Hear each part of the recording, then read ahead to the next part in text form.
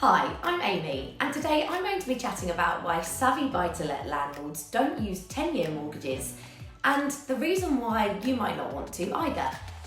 So here's my thoughts. I know of many buy-to-let landlords who fell into property investing by accident. Lots of people didn't want to sell their family home when the housing market crashed back in the 2009 credit crunch, but many of those people still needed to move, often for work. So they thought they'd keep their family home in case they ever moved back, but they couldn't leave it there empty as there was still a mortgage to pay. So instead, they ended up renting out their home. And this was the start of many buy-to-let landlords' journeys.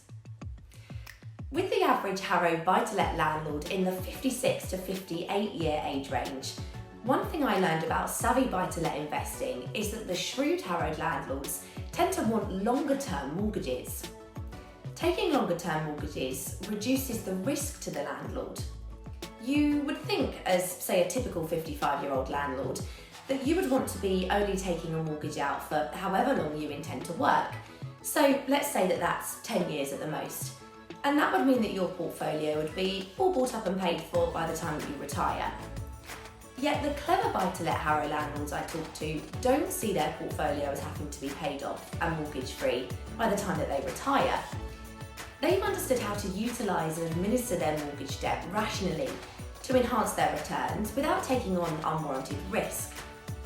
By taking a short-term mortgage of say 10 years compared to a 25-year mortgage, during those 10 years your monthly mortgage payments will be particularly high because the longer the mortgage term, the smaller the monthly payments will be. Also, you can pay off a 25-year mortgage in 10 years, but you can't pay off a 10-year mortgage in 25 years. Longer mortgage terms mean lower monthly mortgage payments, which in turn means greater cash flow and more elasticity within your rental portfolio. Now, to some landlords, possessing their rental properties debt-free is very important.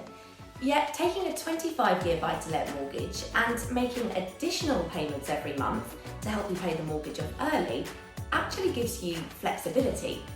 Because say you have a bad couple of months without any rent coming in or unexpected bills, well, you can return to making the mandatory lower monthly mortgage payments without getting your property repossessed. So by taking on the longer term mortgage, you decrease your risk because the required payments are lower. The best way to deal with a buy-to-let property is to see it as a small mini business. And as with all businesses, you need to grow your income and reduce your expenses, whilst in the background providing a decent rate of return for your investment. I hope you found today's thoughts useful, and I look forward to hearing your thoughts in the comments below as well.